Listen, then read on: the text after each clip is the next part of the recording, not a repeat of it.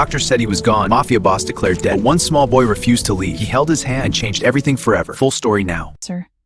The rain hammered the city like it was trying to drown the night itself. Inside St. Mary's Hospital, the ICU was a cold, fluorescent-lit tomb. Machines beeped once, twice, then fell silent. A flat green line stretched across the monitor like a final signature on a death certificate. Luca Moretti lay motionless under thin white sheets. 32 years old, dark hair matted with sweat, sharp jaw slack. The man who once made entire neighborhoods whisper his name now looked small, fragile, gone. The doctor pulled the sheet up slowly. Time of death, 2:17 a.m., she said quietly. No one argued. The bullet had torn through too much. Blood loss, organ failure. Nothing left to fight with. Family had already left some crying, some stone-faced, all gone. The nurses turned off the lights one by one. Only the hallway glow slipped under the door. Then the door creaked. A small figure slipped inside, bare feet on cold tile. A boy, maybe 5, maybe 6. Dirty hoodie too big for him. Sleeves rolled up like cuffs. Messy black curls. Wide brown eyes that didn't blink at the dark. He climbed onto the chair beside the bed, then onto the mattress itself careful, like he was afraid to wake someone sleeping. He looked at Luca's still face for a long moment. Then he reached out. Tiny fingers wrapped around Luca's much larger hand.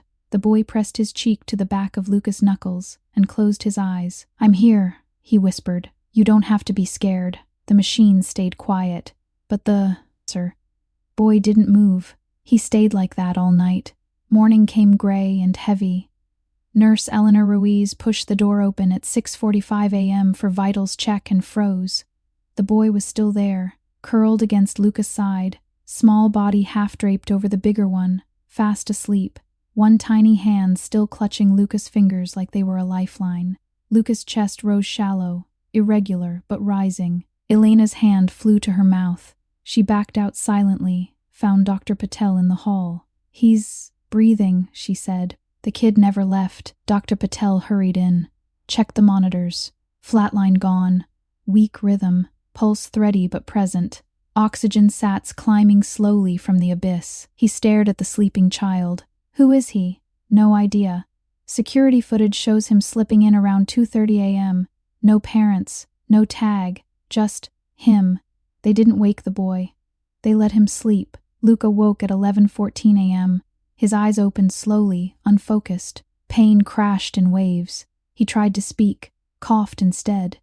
Then he felt the small weight against his ribs. He looked down. A little boy was staring back at him wide awake now, brown eyes huge and serious. "You're not dead," the boy said matter-of-factly. Luca's throat worked. Apparently not. The boy nodded like that settled everything. "I told you." Luca didn't know what to say to that. He didn't know anything right then, except that his hand was still being held, and the grip was surprisingly strong for such small fingers. Nurses bustled in. Doctors. Questions. The boy refused to let her go until a kind social worker coaxed him away with the promise of hot chocolate. Even then, he looked back at Luca 3 times before disappearing down the hall. Luca stared at the empty doorway long after the boy was gone. That night he dreamed of small hands and a voice that said, "I'm here." He woke up crying. The next day the boy came back. Ariel, that was his name they'd learned from a crumpled library card in his pocket. No last name, no address, just Ariel. He walked in at 3:45 a.m. sharp, backpack slung over one shoulder, sneakers untied. He climbed onto the chair without asking, then onto the bed like it was his spot now. Luca watched him settle in. "You're not supposed to be here without an adult." Ariel shrugged. "You're an adult." Luca almost laughed. Almost. Fair. Ariel pulled a crayon drawing from his bag. A stick-figure man in a hospital bed, a smaller stick figure holding his hand. A big red heart above them. "For you," Ariel said. Luca took it carefully, like it was made of glass. "Thanks, kid." They sat in quiet for a while. Ariel traced patterns on the blanket. Luca stared at the ceiling, feeling the ache in his chest ease just a little. "Why'd you stay?" Luca asked finally. Ariel looked up. "Because you were alone, and scared people shouldn't be alone." Luca swallowed. "I wasn't scared." Ariel tilted his head. "You were cold. Cold means scared." Luca didn't argue. That afternoon, when the nurses came to check vitals, Ariel refused to move until they promised, sir, not to make him leave. They didn't. Days blurred. Ariel came every day after school, which turned out to be a makeshift program the hospital ran for kids like him. He brought stories about the stray cat behind the dumpster, about the old man who gave him half a pora sandwich, about how he liked drawing monsters because monsters weren't always bad. Luca listened, really listened. For the first time in years, he wasn't planning, wasn't scheming. He was just there. One evening, Ariel fell asleep against his side again. Luca looked down at the small head on his shoulder, curls tickling his neck. He reached over slow, careful, and brushed a strand of hair from Ariel's forehead. The boy stirred, but didn't wake. Luca whispered, so quiet even he barely heard it. Thank you.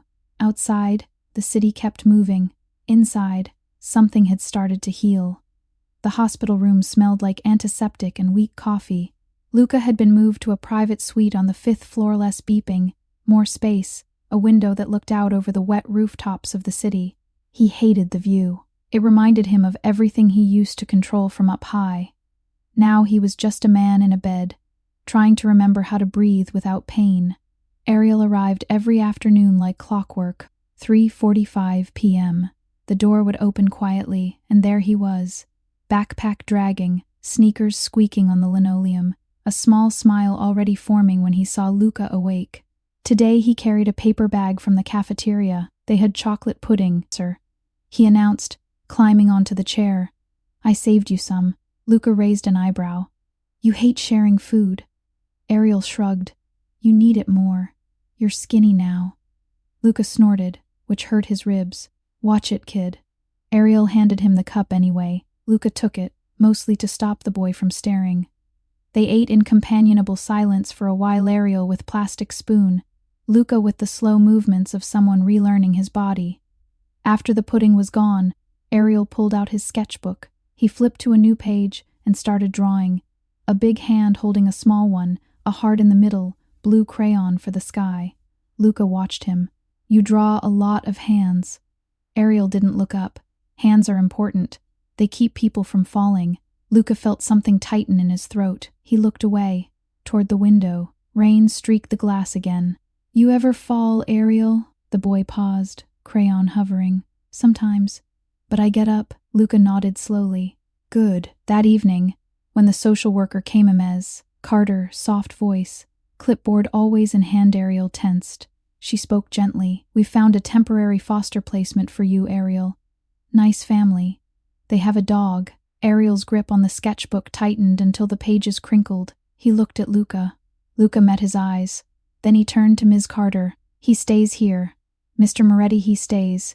Luca's voice was quiet, but it carried the old weight, the kind that used to make rooms go still. I'm not asking. Ms. Carter hesitated. Looked at, sir. Ariel. Looked at Luca. Sighed. We'll talk tomorrow. Temporary extension. 1 week. She left. Ariel exhaled like he'd been holding his breath for years. Luca leaned back against the pillows. You okay? Ariel nodded. Then, smaller. You didn't have to do that.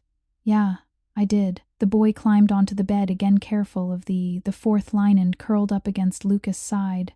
Luca draped an arm around him without thinking. It felt natural, like it had always been there. That night Luca dreamed again. Not of death this time. Of a small hand pulling him out of dark water. He woke with tears on his face, and Ariel still asleep beside him, small fingers curled into his hospital gown. The next morning Luca made the call. Marcus answered on the 2nd ring. Boss, you're awake? Listen, Luca said. I need you to handle things. Quietly. No more territory grabs. No retaliation. We're stepping back. Silence on the line. Then, you sure? Luca looked down at Ariel, who was coloring at the foot of the bed, tongue between his teeth in concentration. Yeah, Luca said. I'm sure. Marcus exhaled.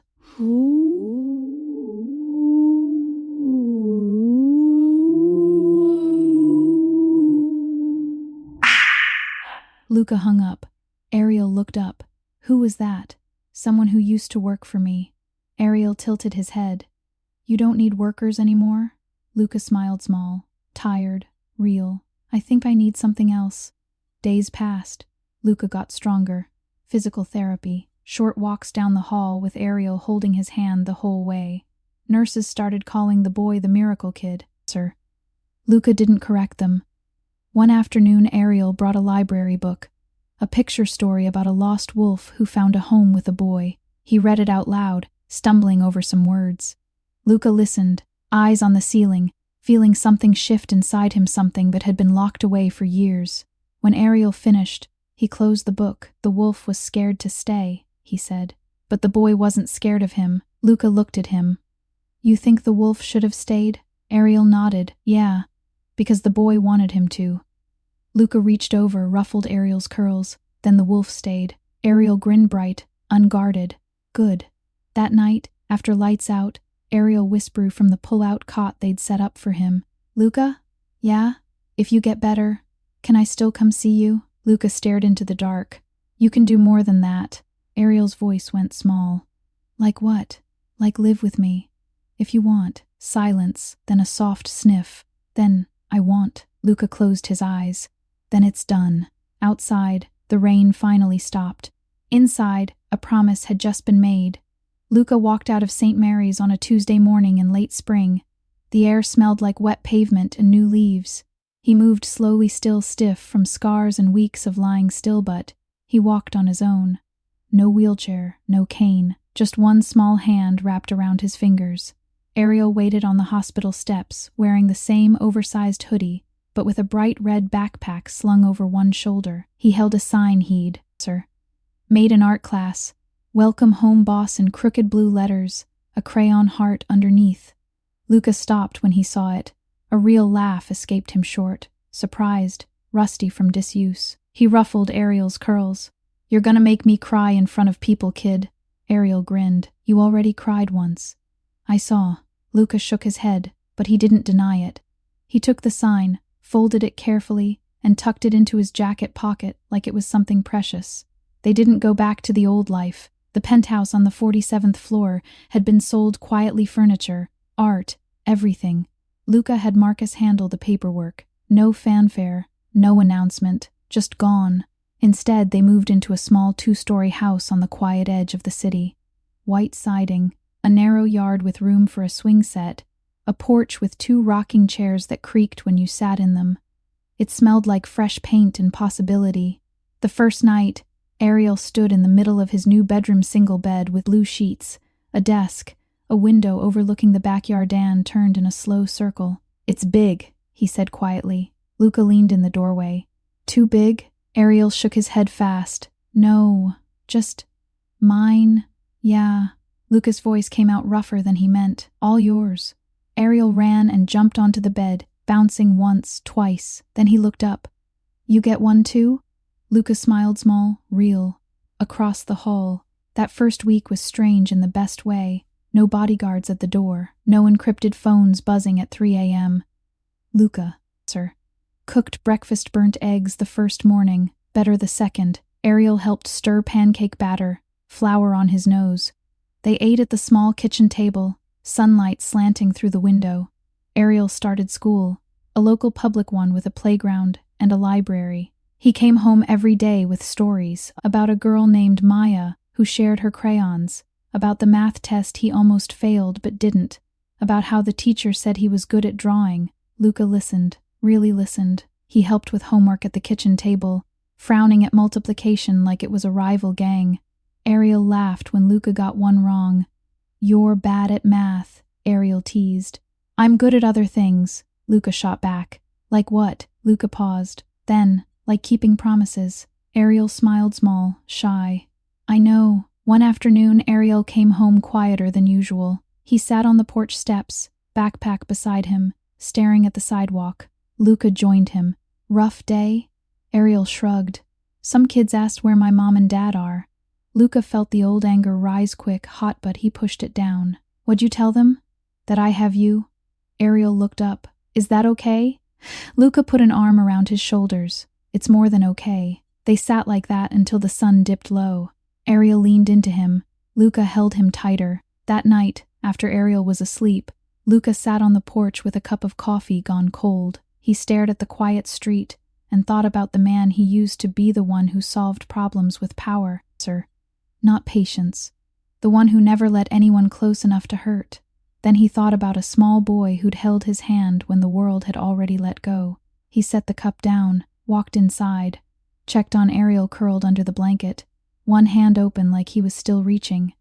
Luca whispered, "I'm here." He meant it. Weeks turned into months.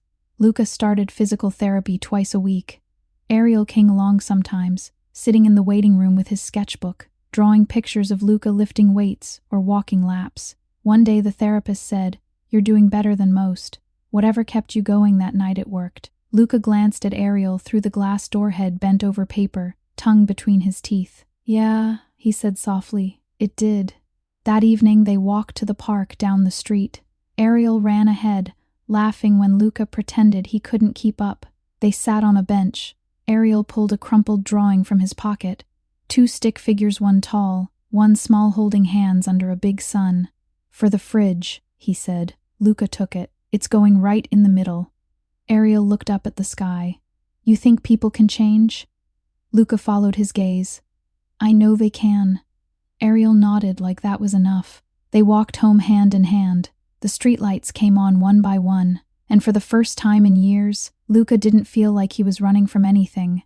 The house on Maple Street had changed in small, quiet ways over the next year. The backyard swing set got a fresh coat of, blue paint, Ariel's choice. The kitchen fridge door filled up with drawings, monsters with kind smiles, stick figure families holding hands, a big red heart always in the middle. Luca learned how to make pancakes without burning them.